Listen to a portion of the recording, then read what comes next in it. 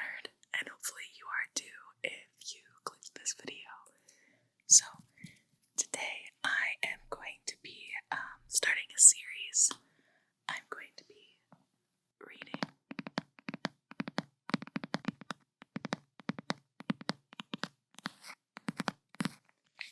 chapter by chapter The Lord of the Rings, The Lord of the Rings, The Lord of the Rings. Okay, and I hope you guys like it, because if you don't, I'm still gonna keep reading it, but if you do keep liking the series, I will try to upload a chapter every few weeks. Remember, if you'd like to support our community, make sure to like, and subscribe. Okay, guys, let's jump in. Okay, let's get that spine crack.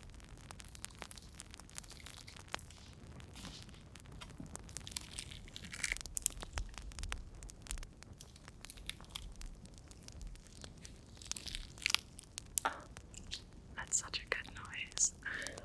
Okay.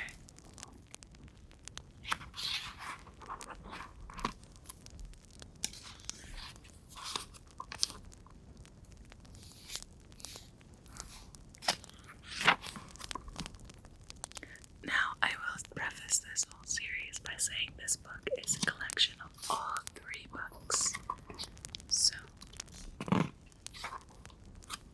oh boy, it's got a pretty large contextual history.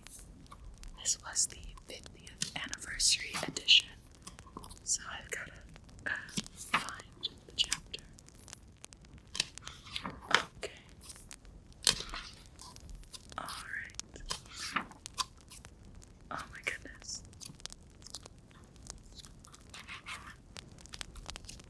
There we go. Okay.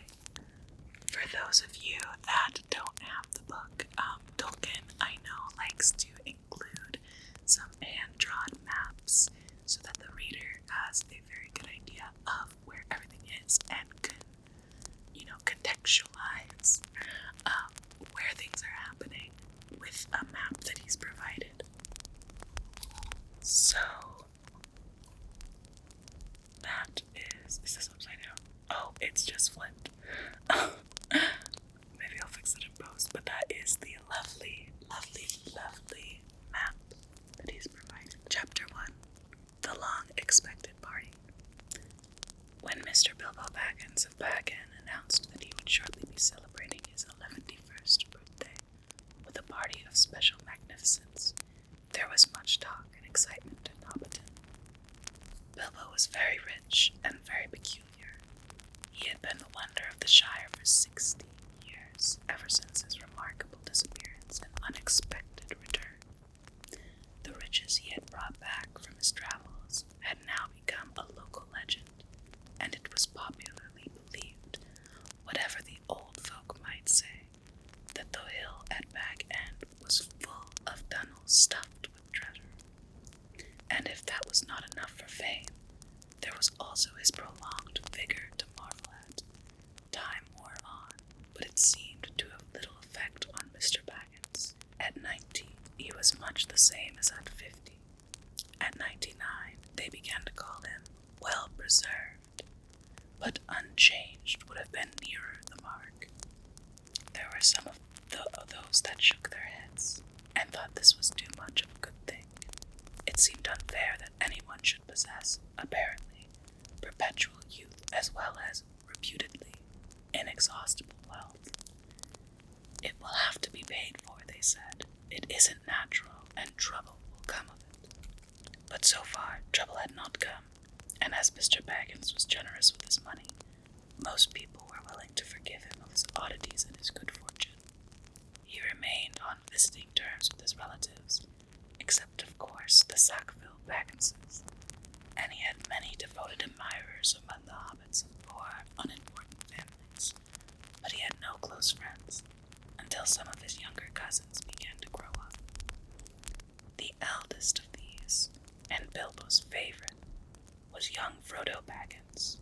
When Bilbo was 99, he adopted Frodo as heir and brought him to live at Bag End, and the hopes of the Sackville Bagginses were finally dashed. Bilbo and Frodo happened to have the same birthday, September 2nd. September 22nd. You had better come and live here, Frodo, my lad, said Bilbo one day, and then we can celebrate our birthday parties comfortably together. And at that time, Frodo was still in his tweens, as the hobbits called the irresponsible 20s, between childhood and coming of age at 33. 12 more years passed. Each year the Bagginses had given very lively combined birthday parties at Bag End, but now it was understood that something quite exceptional was being planned for that autumn. Bilbo was going to be 11-1, a rather curious number and a very respectable age for a hobbit. The old Duke himself had only reached 130, and Frodo was going to be 33. An important number, the date of his coming of age. Tongues began to wag in Hobbiton and Bywater, and rumors of that coming event traveled all over the Shire. The history and the character of Mr. Bilbo Baggins became once again a chief topic of conversation, and the older folks suddenly found them reminiscence in Welcome to Man. No one had a more attentive audience than old Ham Gamgee, commonly known as the Gaffer. He held forth at the Ivy Bush, a small inn on the Bywater Road, and he spoke with some authority, for he had attended the garden at Bag End for 40 years, and had helped old Hallman in the same job before that. Now that he was himself growing old and stiff in the joints, the job was mainly carried on by his youngest son, Sam Gamgee. Both father and son were on very friendly terms with Bilbo and Frodo. They lived on the hill itself in number 3 Bagshot Row, just below Bag End. A very nice, well-spoken, gentle hobbit is Mr. Bilbo, as I've always said, the Gaffer declared, with perfect truth, for Bilbo was very polite to him, calling him Master Hamsfast, and consulting him constantly upon the growing of vegetables. In the matter of roots, especially potatoes, the Gaffer was recognized as the leading authority by all in the neighborhood, including himself. But what about this Frodo that lives with him? Asked old Noakes of Bywater. Baggins is his name, but he's more than half a brandy buck, they say. It beats me why any Baggins of Hobbiton should go looking for a wife away there's in Buckland, where folks are so queer. And no wonder they're queer, put in Daddy Two-Foot, the Gaffer's next door neighbor. If they live on the wrong side of Brandywine River and right again the old forest, that's a dark, bad place if half the tales be true. You're right, Dad, said the Gaffer. Not that the brandy buck of Buckland live in the old forest, but they're a queer breed, seemingly. They fool about with boats on that big river, and that isn't natural. Small wonder that troubles came of it, they say. But be that as it may, Mr. Frodo is a nice young hobbit as you could wish to meet, very much like Mr. Bilbo, and in more than looks. After all, his father was a Baggins. A decent, respectable hobbit was Mr. Drogo Baggins. There were never much to tell of him, till he was drowned. Drowned, said several voices. They had heard this and other darker rumors before, of course, but hobbits have a passion for family history, and they were ready to hear it again. Well, so they say, said the Gaffer. You see, Mr. Drogo, he married poor Miss Brimula Brandybuck. She was our Mr. Bilbo's first cousin on the mother's side, mother being the youngest of the old Duke's daughters, and Mr. Drogo was his second cousin. So Mr. Frodo is his first and second cousin, once removed either way, as the saying says, if you follow me. And Mr. Drogo was staying at Brandy Hall with his father-in-law, old Master Gorboduc, as he often did after his marriage, him being partial to his victuals and old Gorboduc keeping mighty generous table. And he went out boating on the Brandywine River, and he and his wife were drowned, and poor Mr. Frodo only a child. I've heard they went on the water after dinner in the moonlight, said old Noakes, and it was Drogo's weight as sunk the boat. And I heard she pushed him, and he pulled her in after him, said Sandyman, the Hobbiton Miller. You shouldn't listen to all you hear, Sandyman, said the Gaffer, who did not much like the Miller. There isn't no call to go talking or pushing and pulling. Boats are quite tricky enough for those that sit still without looking further for the cause of trouble. Anyway, there was this Mr. Frodo, left an orphan and stranded, as you might say, among those queer Bucklanders, being brought up anyhow, in Brandy Hall, a regular warren by all counts. Old Master Gorboduc never had fewer than a couple of 100 relations in that place. Mr. Bilbo never did a kinder deed than when he brought the lad back to live among decent folk. But I reckon it was a nasty knock for those Sackville Bagginses. They thought they were going to get Bag End, that time when he went off and was thought to be dead. And then he comes back and orders them off, and he goes on living and never looking a day older, bless him. And suddenly he produces an heir and has all the papers made out proper. The Sackville Bagginses won't never see the inside of Bag End now, or it is to be hoped not. There's a tidy bit of money tucked away up there, I hear tell, said a stranger, a visitor on business from Mitchell Delving, in the West Farthing. All the top of the hill is full of tunnels packed with chests of gold and silver and jewels, but by what I've heard. Then you've heard more than I can speak to, answered the Gaffer. I know nothing of jewels. Mr. Bilbo's free with his money, and there seems no lack of it, but I know of no tunnel making. I saw Mr. Bilbo when he came back, a matter of 60 years ago, when I was a lad. I'd not come prentice to old Holman, him being my dad's cousin, but he had had me at Bag End helping to keep folks from trampling and trespassing all over the garden while the sale was on. And in the middle of it all, Mr. Bilbo comes up the hill with a pony and some mighty big bags and a couple of chests. I don't doubt they were mostly full of treasure he had picked up in foreign parts where there be mountains of gold, they say. But there wasn't enough to fill tunnels. But my lad Sam will know more about that. He's in and out of Bag End. Crazy about stories of the old days he is, and he listens to all Mr. Bilbo's tales.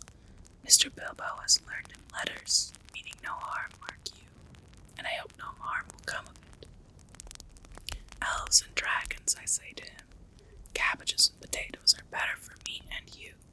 Don't go getting mixed up in the business of betters, or you'll land in trouble too big for you, I say to him. And I might say it to others, he added with a look at the stranger and the miller. But the Gaffer did not convince his audience. The legend of Bilbo's wealth was now too firmly fixed in the minds of younger generations of hobbits. Ah, but he was likely enough been adding to what he brought at first, arguing the miller, voicing common opinion. He's often away from home, and look at the outlandish folk that visit him. Dwarves coming at night, and that old wandering conjurer Gandalf and all. You can say what you like, Gaffer, but Bag End's a queer place, and its folks are queerer. And you can say what you like about what you know no more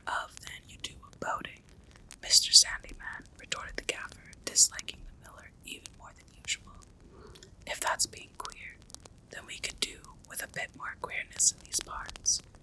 There's some not far away that wouldn't prefer a pint of beer to a friend if they lived in a hole with golden walls. But they do things proper at Bag End. Our Sam says that everyone's going to be invited to the party, and there's going to be presents, mark you. Presents for all, this very month as is. That very month was September, and as fine as you could say, a day or two later, a rumor, probably started by the knowledgeable Sam, was spread that there were going to be fireworks. Fireworks, what is more, such as had not been seen in the Shire for nigh on a century. Not indeed since the old Duke died. Days passed, and the day drew nearer. An odd-looking wagon laden with odd-looking packages rolled into Hobbiton one evening and toiled up the hill to Bag End. The startled hobbits peered out of a lamplit door to gape at it. It was driven by outlandish folk, singing strange songs. Dwarves with long beards and deep hoods, a few of them remained at Bag End. At the end of the second week in September, a cart came through Bywater from the direction of Brandywine Bridge in broad daylight. An old man was driving it all alone. He wore a tall, blue pointed hat, a long gray cloak, and a silver scarf. He had a long white beard and bushy eyebrows that stuck out beyond his brim of his hat. Small hobbit children ran after the cart, all through Hobbiton and right up the hill. It had a cargo of fireworks, as they rightly guessed. At Bilbo's front door, the old man began to unload. There were great bundles of fireworks, of all sorts and shapes, each labeled with a large red G and the elf rune.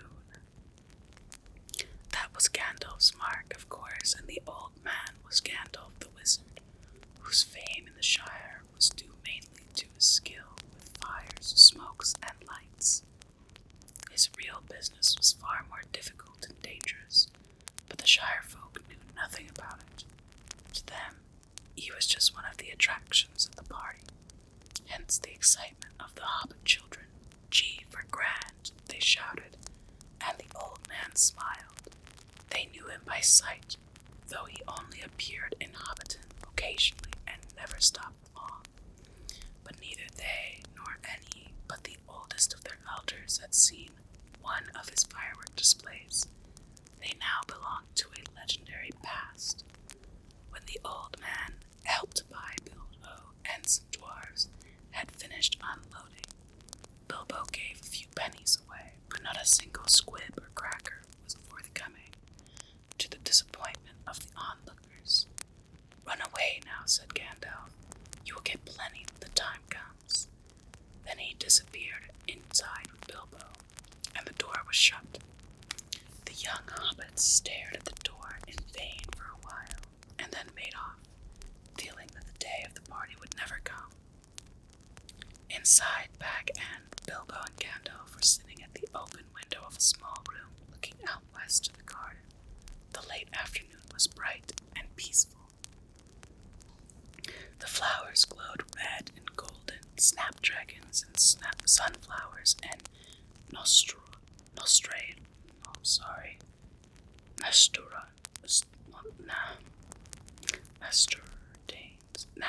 nasturdanes, trailing all over the turf walls and peeping in and around the windows.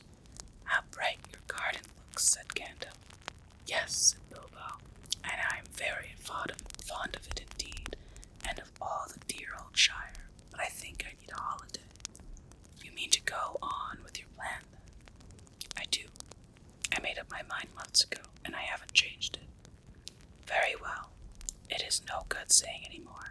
Stick to your plan, your whole plan, mind, and I hope it will turn out for the best, for you and for all of us." "I hope so. Anyway, I mean to enjoy myself on Thursday and have my little joke." "Who will laugh, I wonder?" said Gandalf, shaking his head. "We will see," said Bilbo. The next day, more carts rolled up the hill, and still more carts. There might have been some grumbling about dealing locally, but that's very But that very week, orders began to pour out of Bag End for every kind of provision, commodity, or luxury that could be obtained in Hobbiton or Bywater or anywhere in the neighborhood. People became enthusiastic, and they began to tick off the days on the calendar as they watched eagerly for the postman hoping for invitations. Before long, invitations began pouring out, and the Hobbiton post office was blocked, and the Bywater post office was snowed under, and voluntarily assistant postmen were called for. There was a constant stream of them going up the hill, carrying hundreds of polite variations on "Thank you, I shall certainly come." A notice appeared at the gate of Bag End: no admittance except on party business. Even those who had or pretended to have party business were seldom allowed inside. Bilbo was busy writing invitations, ticking off answers, packing up presents, and making some private preparations of his own. From the time of Gandalf's arrival, he remained hidden from view. One morning, the hobbits woke up to find the large field cell of Bilbo's front door covered with ropes and poles for tents and pavilions. A special entrance was cut into the bank leading to the road, and wide steps and a large white gate were built there. The three hobbit families of Bagshot Row, adjoining the field, were intensely interested and generally envied. Old Gaffer Gamgee stopped even pretending to work in his garden. The tents began to go up. There was a especially large pavilion so big that the tree that grew in the field was right inside it, and stood proudly near one end at the head of the chief table. Lanterns were hung on its branches. Most promisingly still to the hobbits' minds, an enormous open-air kitchen was erected in the north corner of the field. A draught of cooks from every inn and eating house for miles around arrived to supplement the dwarves and other odd folk that were quartered at Bag End.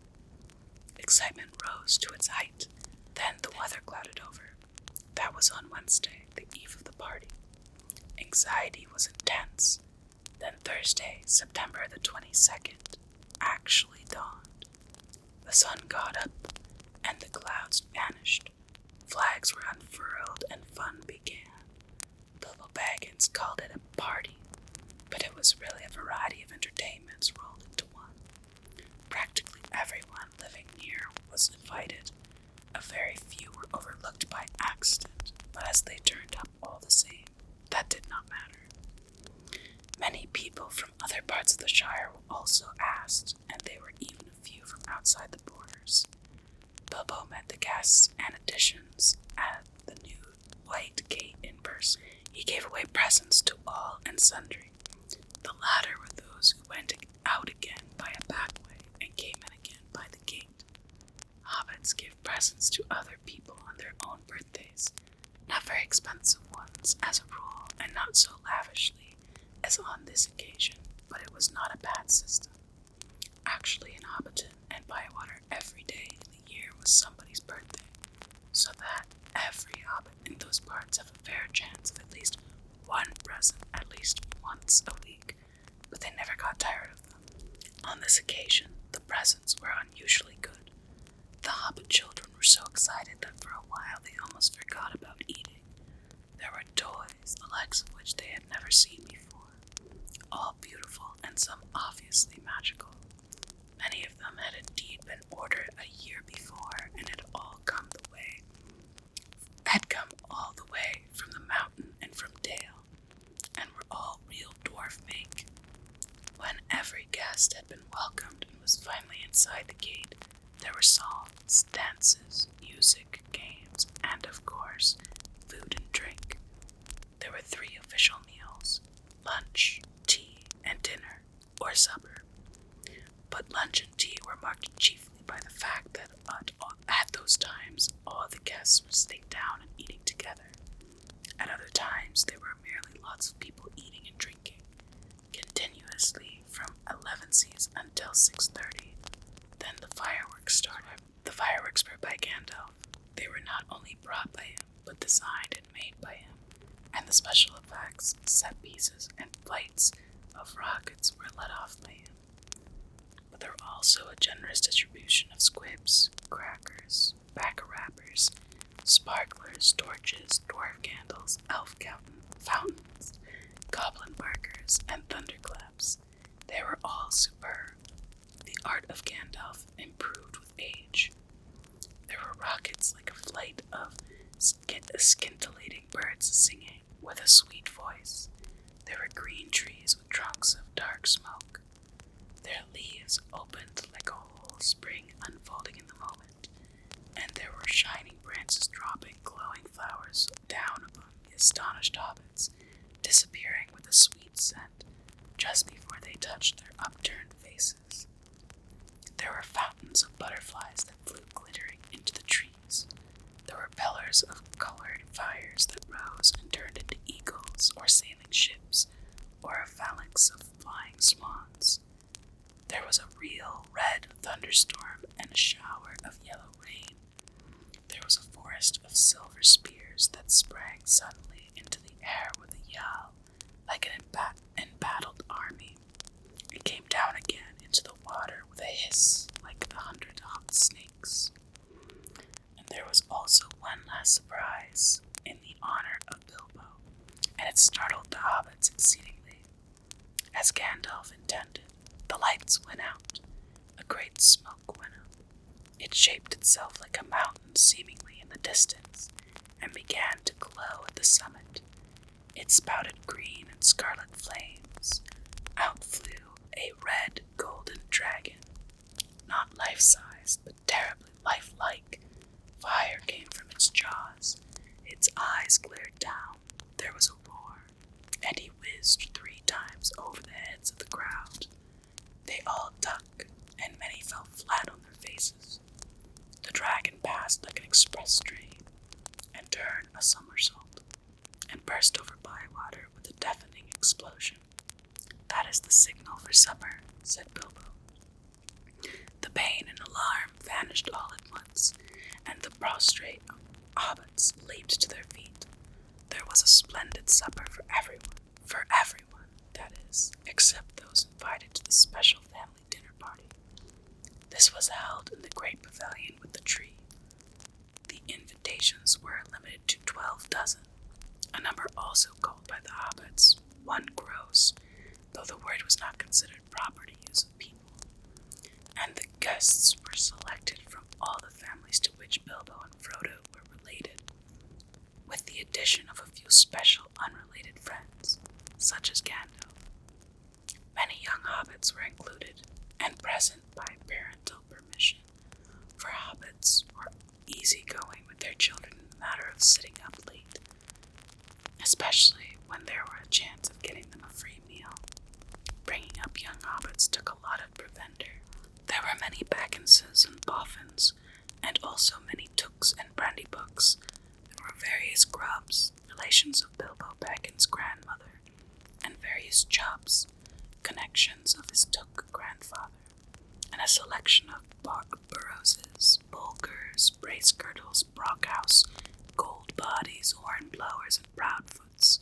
Some of these were very distantly connected with Bilbo, and some had hardly ever been in the Hobbiton before, as they lived in remote corners of the Shire. The Sackville Bagginses were not forgotten. Otho and his wife, Lobelia, were present. They disliked Bilbo and detested Frodo, but so magnificent was the invitation card written in golden ink that they had felt it was impossible to refuse. Besides, their cousin, Bilbo, had been specializing in food for many years, and his table had a high reputation. All the 144 guests expected a pleasant feast, though they rather dreaded the after-dinner speech of their host, an inevitable item. He was liable to drag in bits of what he called poetry, and sometimes, after a glass or two, would allude to the absurd adventures of his mysterious journey. The guests were not disappointed, and they had a very pleasant feast. In fact, an engrossing entertainment, rich, abundant, varied, and prolonged. The purchase of provisions fell almost to nothing throughout the district in the ensuing weeks, But as Bilbo catering had depleted the stocks of most of the stores, cellars, and warehouses for miles around, that did not matter much. After the feast, more or less, came the speech. Most of the company were, however, not in a tolerant mood at the delightful stage which they called filling up the corners. They were sipping their favorite drinks and nibbling on their favorite dainties, and their fear was forgotten. They were prepared to listen to anything and to cheer at every full stop. "My dear people," began Bilbo, rising in his place. "Year, year, year," they shouted, and kept on repeating it in chorus, seemingly reluctant to follow their own advice. Bilbo left his place and went and stood on the chair under the illuminated tree. The light of the lanterns fell on his beaming face. The golden buttons shone on his embroidered silk waistcoat. They could all see him standing, waving one hand in the air, and the other was in his trouser pocket. "My dear Bagginses and Boffins," he began again, "and my dear Tooks and Brandybucks and Grubs and Chubs and Burrowses and Hornblowers and Bulgers, Brace Girdles, Good Bodies, Brockhouses, and Proud Feet," shouted an elderly hobbit from the back of the pavilion. His name, of course, was Proudfoot, and well merited. His feet were large, exceptionally furry, and both were on the table. "Proudfoots," repeated Bilbo. "Also my good Sackville Bagginses, that I welcome back at last to Baggin. Today is my 111th birthday. I am 111 today. Hooray, hooray, many happy returns," they shouted, and they hammered joyously on the table. Bilbo was doing splendidly. This was the sort of stuff they liked, short and obvious. "I hope you are all enjoying yourselves as much as I am." Deafening cheers, cries of yes and no, noises of trumpets and horns, pipes and flutes and other musical instruments. They were, as has been said, many young hobbits present. Hundreds of musical crackers had been pulled. Most of them bore the mark Dale on them, which did not convey much to the most of the hobbits, but they all agreed that they were marvelous crackers. They contained instruments small, but of perfect make and enchanting tones. Indeed, in one corner some of the young Tooks Brandybucks, supposing Uncle Bilbo to have finished, since he had plainly said all that was necessary, now got up on impromptu orchestra and began to merry dance too. Master Everard Took and Miss Melliot Brandybuck got on a table with bells in their hands and began to dance the sprinkle ring, a pretty dance, but rather vigorous. But Bilbo had not finished. Seizing a word from the youngster nearby, he blew 3 loud hoots. The noise subsided. "I shall not keep you long," he cried. Cheers from all the assembly. "I have called you all together for a purpose." Something in the way that he had said that made an impression. There was almost silence, and 1 or 2 of the Tooks pricking up their ears.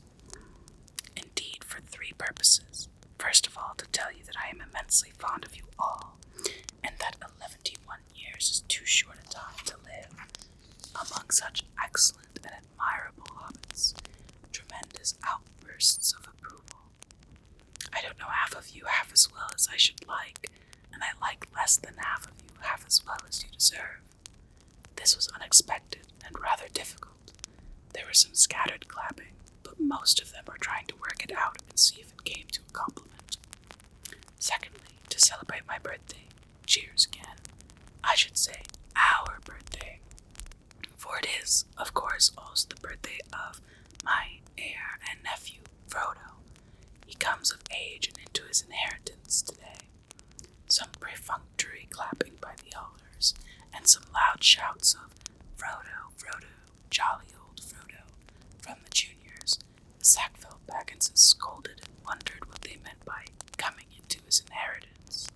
"Secondly, to celebrate my birthday. Together we score 144. Your numbers were chosen to fit this remarkable total. 1 gross, if I may use the expression. No cheers. This was ridiculous. Many of the guests, and especially the Sackville Bagginses, were insulted, feeling sure they had only been asked to fill up the required number, like goods in a package. One gross indeed, vulgar expression. It is also, if I may be allowed to refer to ancient history, the anniversary of my arrival by barrel at Elsgaroth on the long lake, through the fact that it was my birthday, slipped my memory on that occasion. I was only 51 then, and birthdays did not seem so important. The banquet was very splendid, however, though I had a bad cold at the time, I remember, and could only say, "Thank you very much." I now repeat it more correctly. Thank you very much for coming to my little party. Obstinate silence.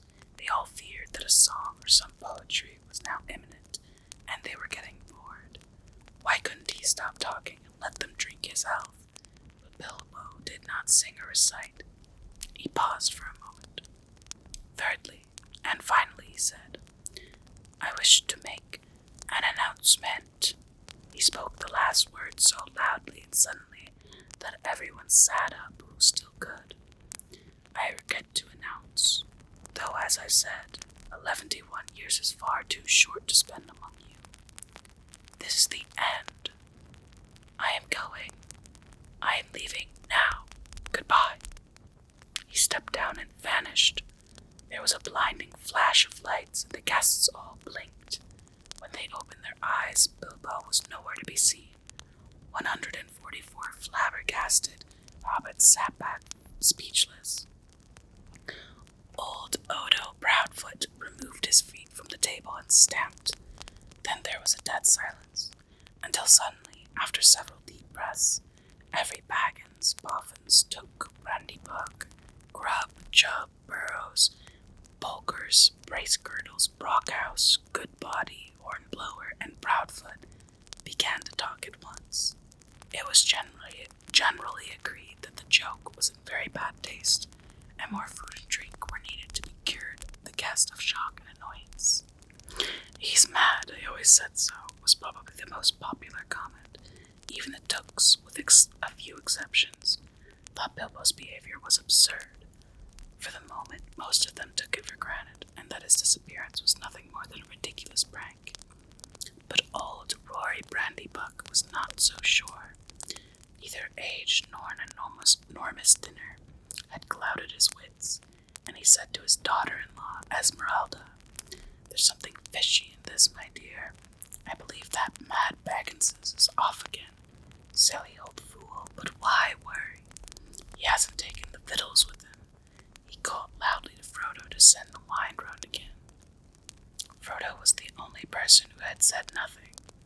For some time he sat silent beside Bilbo's empty chair, and ignored all remarks and questions. He had enjoyed the joke, of course, even though he had been in the know. He had difficulty keeping from laughter at the indignant surprise of the guests, but at the same time he felt deeply troubled. He realized suddenly that he loved the old hobbit dearly. Most of the guests went on eating and drinking and discussing Bilbo Baggins' oddities, past and present, but the Sackville Bagginses had already departed in wrath. Frodo did not want to have any more to do with this party. He gave orders for more wine to be served. Then he got up and drained his own glass silently to the health of Bilbo and slipped out of the pavilion. As for Bilbo Baggins, even while he was making his speech, he had been fingering the golden ring in his pocket, his magic ring that had kept him secret for so many years. As he stepped down, he slipped it on his finger, and he was never seen by any hobbit in Hobbiton again. He walked briskly back to his hole, and stood for a moment listening with a smile to the din in the pavilion, and to the sound of merrymaking in other parts of the field. Then he went in. He took off his party clothes, folded up and wrapped in tissue paper his embroidered silk waistcoat, and put it away. Then he put on, quickly, some old untidy garments, and fastened round his waist a worn leather belt. On it he hung a short sword in battered black leather scabbard. From its locked drawer smelling of mothballs, he took out an old cloak and hood. They had been locked up as if they were very precious, but they were so patched and weather-stained that their original color could hardly be guessed. It might have been dark green. They were rather too large for him. He then went into his study, and from a large strong box, took out a bundle wrapped in old clothes, with a leather-bound manuscript, and also a large, bulky envelope. The book and bundle he stuffed in the top of a heavy bag that was standing there, already nearly full. Into the envelope he slipped his golden ring and its fine chain, and then sealed it, and addressed it to Frodo. At first he put it on a mantelpiece, but suddenly he removed it and stuck it in his pocket. At that moment the door opened, and Gandalf came quickly. "Hello," said Bilbo. "I wondered if you would turn up." "I am glad to find you visible," replied the wizard, sitting down in a chair. "I wanted to catch you and have a final word. I suppose you feel that everything has gone off splendidly and according to plan." "Yes, I do," said Bilbo, "though that flash was surprising. It quite startled me, let alone the others. A little addition of your own, I suppose." "It was. You have wisely kept the ring's secret all of these years, and it seems to me necessary to give your guests something else that would seem to explain your sudden vanishment, and would spoil my joke. You are interfering, old busybody." Laughing Bilbo, "But I expect you know best, as usual." "I do, when I know anything, but I don't feel too sure about this whole affair. It has now come to the final point. You have had your joke and alarmed or offended most of your relations, and given the whole Shire something to talk about for 9 days, or 99 more likely. Are you going any further?" "Yes, I am. I feel I need a holiday, a very long holiday, as I have told you before, probably a permanent holiday. I don't expect I shall return. In fact, I don't mean to, and I have made all the arrangements. I am old, Gandalf. I don't look it, but I am beginning to feel it in my heart of hearts. Well preserved indeed," he snorted. "Why, I feel all thin, sort of stretched, if you know what I mean, like butter that has been scraped over too much bread. That cannot be right. I need to change, or something." Gandalf looked curiously and closely at him. "No, it does not seem right," he said thoughtfully. "No, after all, I believe your plan is probably the best." "Well, I've made up my mind anyways. I want to see mountains again, Gandalf, mountains, and then find somewhere where I can rest, in peace and quiet, without a lot of relatives prying around, a string of confounded visitors hanging on the bell. I might find somewhere where I can finish my book. I've thought of a nice ending for it." And he lived happily ever after to the end of his days. Gandalf laughed. "I hope he will, but nobody will read the book however it ends." "Oh, they may, in years to come. Frodo has read some already, as far as it has gone. You'll keep an eye on Frodo, won't you?" "Yes, I will. 2 eyes, as often as I can spare them. He would come with me, of course, if I asked him. In fact, he offered to once, just before the party, but he does not really want to yet. I want to see the wild country again before I die, and the mountains, but he is still in love with the Shire, with woods and fields and little rivers. He ought to be comfortable here. I am leaving him everything, of course, except a few oddments. I hope he will be happy when he gets used to being on his own. It's time he was his own master now." "Everything," said Gandalf. "The ring as well. You agreed to that, you remember." "Well, yes, I suppose so," stammered Bilbo. "Where is it?" "In an envelope, if you must know," said Bilbo impatiently. "There, on the mantelpiece." "Well, no." "Here it is in my pocket." He hesitated. "Isn't that odd now?" he said softly to himself. "Yet, after all, why not? Why shouldn't I keep it?" Gandalf looked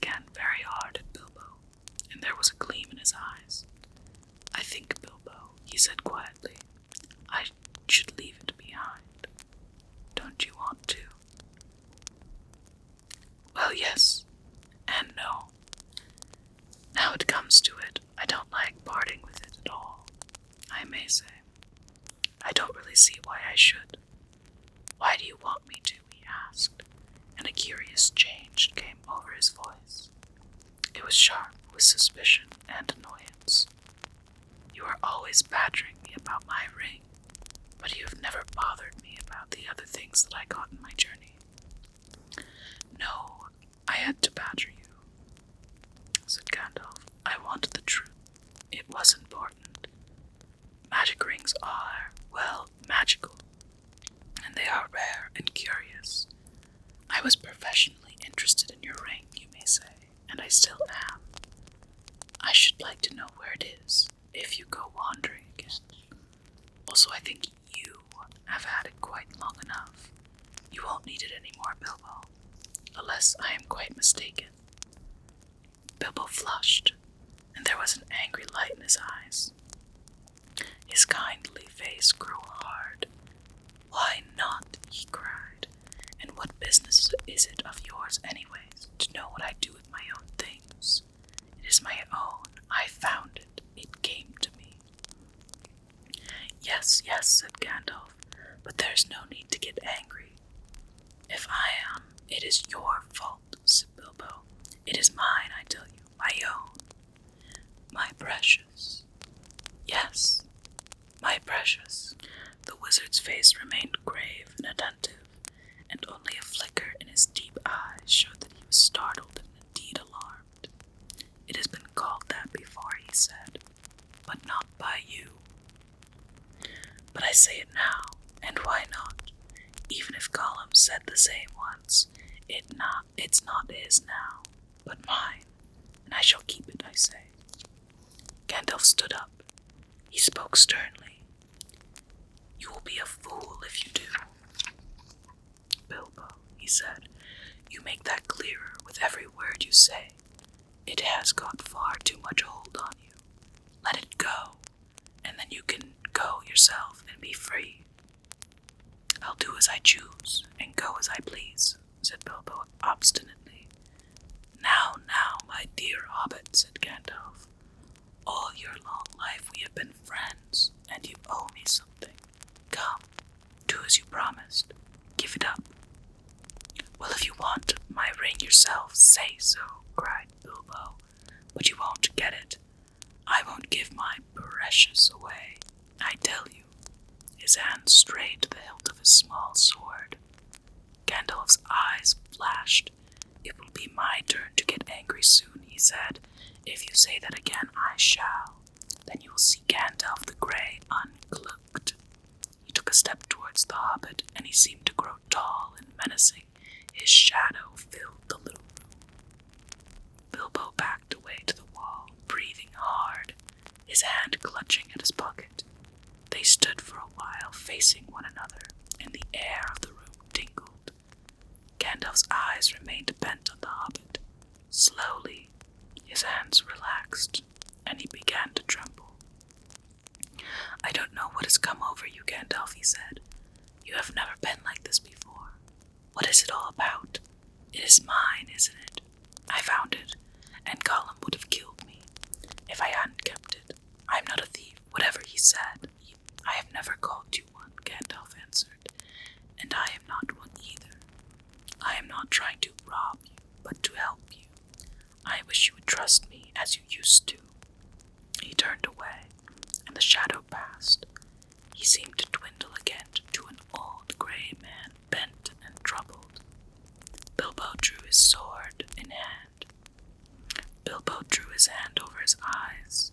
I am sorry, he said, but I felt so queer, and yet it would be a relief in a way not to be bothered with it anymore. It has been growing on my mind lately. Sometimes I have felt it was like an eye looking at me, and I am always wanting to put it on and disappear. Don't you know? Or wondering if it's safe and pulling it out to make sure. I tried locking it up, but I found I couldn't rest without it in my pocket. I don't know why, and I don't seem to be able to make up my mind. Then trust me, said Gandalf. It is quite made up. Go away and leave it behind. Stop possessing it. Give it to Frodo, and I will look after him. Bilbo stood for a minute, tense and undecided. Presently he sighed. "All right," he said with an effort. "I will." Then he shrugged his shoulders and smiled rather ruefully. After all, that's what this party business was all about, really. To give away lots of birthday presents, and somehow make it easier to give it away at the same time. It hasn't made it any easier in the end, but it would be a pity to waste all my preparations. I would quite spoil the joke. Indeed, it would take away the only point I ever saw in the affair, said Gandalf. Very well, said Bilbo. It goes to Frodo with all the rest. He drew a deep breath. And now I really must be starting, or somebody else will catch me. I said goodbye, and I couldn't bear to do it all over again. He picked up his bag and moved to the door. You have still got the ring in your pocket, said Gandalf. Well, so I have, cried Bilbo, and my will and all other documents too. You had better take it and deliver it for me. That will be safest. No, don't give it to me, said Gandalf. Put it on the mantelpiece. It will be safe enough there till Frodo comes. I shall wait for him. Bilbo took out the envelope, but just as he was about to set it by the clock, his hand jerked back, and the packet fell on the floor. Before he could pick it up, the wizard stooped and seized it, set it in its place. A spasm of anger passed swiftly over the hobbit's face again. Suddenly, it gave way to a look of relief and a laugh. Well, that's that, he said. Now I'm off. They went out into the hall. Bilbo chose his favorite stick from the stand, then he whistled. 3 dwarves came out of different rooms where they had been busy. Is everything ready? Asked Bilbo. Everything packed and labeled. Everything, they answered. Well, let's start then. He stepped out of the front door. It was a fine night, and the black sky was dotted with stars. He looked up, sniffed at the air. What fun! What fun to be off again, off on the road with dwarves. This is what I have been longing for years. Goodbye, he said, looking at his old home and bowing to the door. Goodbye, Gandalf. Goodbye for the present, Bilbo. Take care of yourself. You are old enough and perhaps wise enough. Take care. I don't care.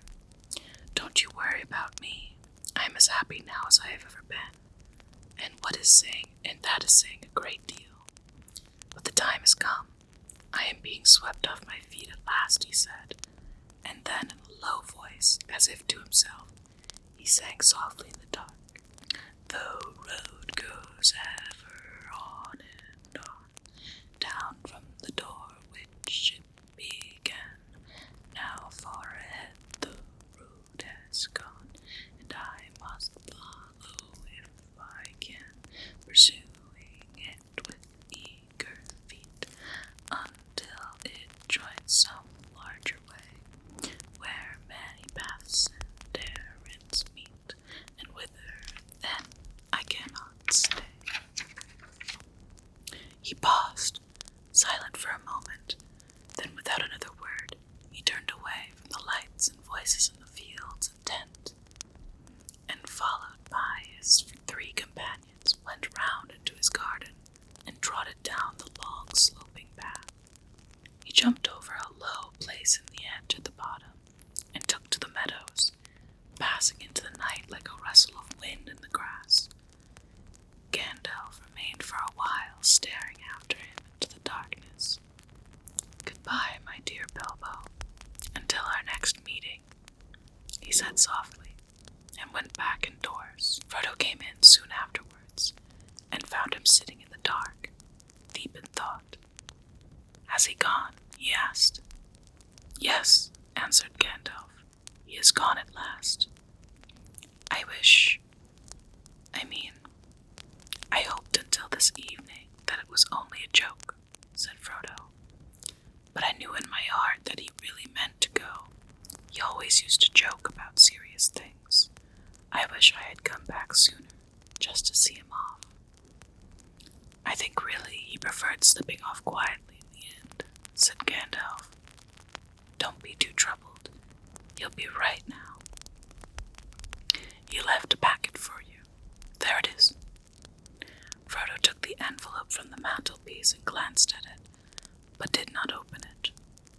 You'll find this will and all other documents in there, I think, said the wizard. You're the master of Bag End now, and also, I fancy, you'll find a golden ring. The ring, exclaimed Frodo. Has he left me that? I wonder why. Still, it may be useful. It may, and it may not, said Gandalf. I should not make use of it, if I were you, but keep it secret, and keep it safe. Now I am going to bed. As master of Bag End, Frodo felt it his painful duty to say goodbye to the guest. Rumors of strange events had now begun to spread all over the field, but Frodo would only say that no doubt everything will be cleared up in the morning. About midnight, carriages came for the important folk. One by one they rolled away, filled with the full but very unsatisfied hobbits. Gardeners came by arrangement and removed in wheelbarrows those that had inadvertently remained behind. Night slowly passed. The sun rose. The hobbits rose rather later. Morning went on. People came and began, by orders, to clear away the pavilion and the tables on the chairs, and the spoons and the knives and the bottles and the plates and the lanterns and the flowering shrubs and the boxes and the crumbs and the cracker papers, the forgotten bags and the gloves and the handkerchiefs and the uneaten food, a very small item. Then a number of other people came, without orders, Bagginses and Boffins and Bolgers and Tooks and other guests that lived or were staying near. By midday, when even the best fed were out and about again, there was a large crowd at Bag End, uninvited but not unexpected. Frodo was waiting on the steps, smiling, but looking rather tired and worried. He welcomed all the callers, but he had not much more to say than before. His reply to all inquiries were simply this: Mr. Bilbo has gone away, as far as I know, for good. Some of the visitors he invited to come inside, as Bilbo had left messages for them. Inside in the hall there was a pile of large assortment of packages and parcels and small articles of furniture. On every item there was a label tied. There were several labels of this sort. For J.R.R. took, for his very own, from Bilbo. On an umbrella, Abelard had carried off many unlabeled ones.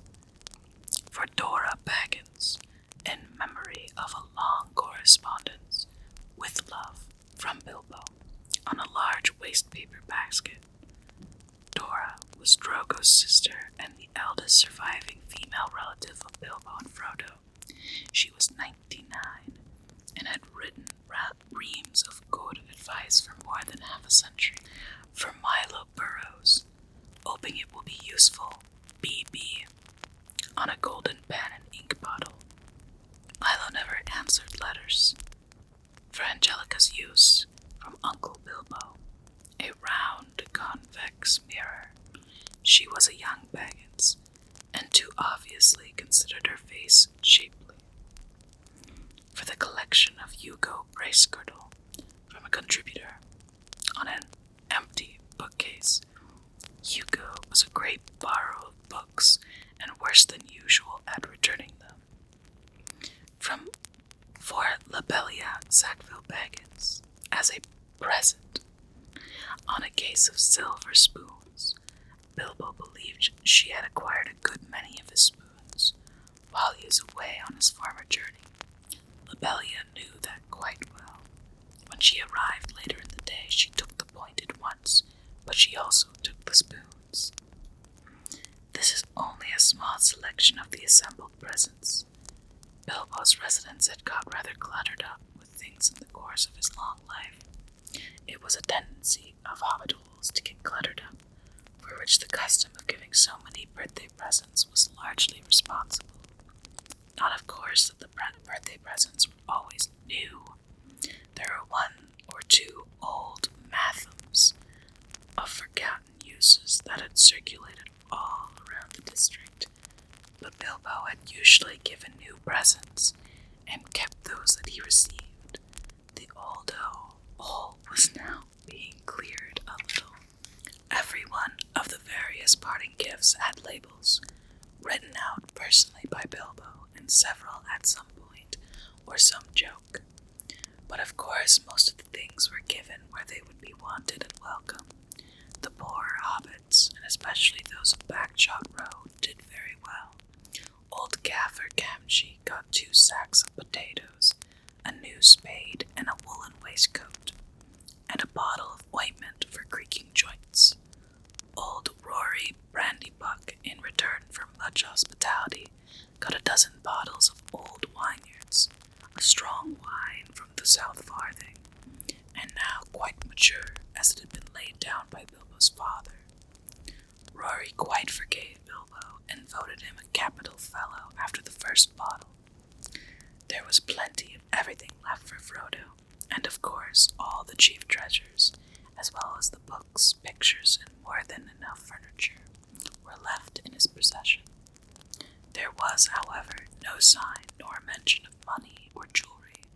Not a penny piece or a glass bead were given away. Frodo had a very trying time that afternoon. A false rumor that the whole household was being distributed free spread like wildfire, and before long the place was packed with people who had no business there, but could not be kept out. Labels got torn off and mixed, and quarrels broke out. Some people tried to do swaps and deals in the hall, and others tried to make off with minor items not addressed to them, or with anything that seemed unwanted or unwatched. The road to the gate was blocked with burros and handcarts. In the middle of the commotion, the Sackville Bagginses arrived. Frodo had retired for a while and left his friend, Merry Brandybuck, to keep an eye on things. When Otho loudly demanded to see Frodo, Merry bowed politely. "He is indisposed," he said. "He is resting." "Hiding, you mean," said Lobelia. "Anyway, we want to see him, and we mean to see him. Just go and tell him so." Merry left them a long while in the hall, and they had time to discover their parting gift of spoons. It did not improve their tempers. Eventually, they were shown into the study. Frodo was sitting at a table with a lot of papers in front of him. He looked indisposed, to see Sackville Bagginses at any rate, and he stood up, fidgeting with something in his pocket. But he spoke quite politely. The Sackville Bagginses were rather offensive. They began by offering him bad bargain prices, as between friends, for various valuable and unlabeled items. When Frodo replied that only the things specially directed by Bilbo were being given away, they said the whole affair was very fishy. "Only one thing is clear to me," said Otho, "and that is that you are doing exceedingly well out of all of it. I insist on seeing the will." Otho would have been Bilbo's heir, but for the adoption of Frodo. He read the will carefully and snorted. It was unfortunately very clear and correct, according to the legal customs of hobbits, which demand, among other things, 7 signatures of witnesses in red ink. "Foiled again," he said to his wife, "and after waiting 60 years. Spoons, fiddlesticks." He snapped his fingers under Frodo's nose and stumped off, but Lobelia was not so easily got rid of. A little later, Frodo came out of the study to see how things were going on, and found her still about the place, investigating nooks and corners and tapping the floors. He escorted her firmly off the premises, after he had relieved her of several small, but rather valuable, articles that had somehow fallen inside her umbrella. Her face looked as if she was in the throes of thinking out a really crushing parting remark, but all she found to say, turning round on the step, was, You'll live to regret it, young fellow. Why didn't you go too? You don't belong here. You're no Baggins. You're a brandy buck. Did you hear that, Mary?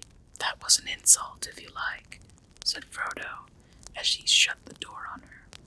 It was a compliment, said Mary Brandybuck, and as so, of course, not true. Then they were round the hole, and evicted 3 young hobbits, 2 boffins and a vulture, who were knocking holes in the wall of one of the cellars. Frodo also had a tussle with young Sancho Proudfoot, old Odo Proudfoot's grandson, who had begun an excavation in the larger pantry, where he thought there was an echo. The legend of Bilbo's gold excited both curiosity and hope for legendary gold, mysteriously obtained, if not positively ill-gotten, is, as everyone knows, anyone's for the finding, unless the search is interrupted. When he had overcome Sancho and pushed himself out, Frodo collapsed on a chair in the hall. "It's time to close the shop, Mary," he said. "Lock the door, and don't open it to anyone, not even if they bring a battering ram." Then he went to revive himself with a belated cup of tea. He had hardly sat down when there came a soft knock at the front door. Labelia again, most likely, he thought. She must have thought of something really nasty and has come back again to say it. It can wait. He went on with his tea. The knock repeated, but much louder, but he took no notice. Suddenly the wizard's head appeared at the window. "If you don't let me in, Frodo, I shall blow your door right down your hall and out through the hill," he said. "My dear Gandalf, half a minute," cried Frodo, running out of the room to the door. Come in, I thought it was Labelia." "Then I forgive you, but I saw her some time ago driving a pony trap towards Byrod Water, with a face that would have curdled new milk. She has already nearly curdled me. Honestly, I nearly tried Bilbo's ring. I longed to disappear." "Don't do that," said Gandalf, sitting down. "Do be careful of that ring, Frodo. In fact, it is partly about that I have come to say a last word." "Well, what about it? What do you know already?" "Only what Bilbo told me. I have heard his story, how he found it, and how he used it. On his journey, I mean." "Which story, I wonder," said Gandalf. "Oh, not what he told the dwarves and put in his book," said Frodo. "He told me the true story soon after I came to live here. He said you have pestered him till he told you, so I had better know too. No secrets between us, Frodo," he said. "But there are not to go any further. It's mine anyway." "That's interesting," said Gandalf. "Well, what did you think of it all?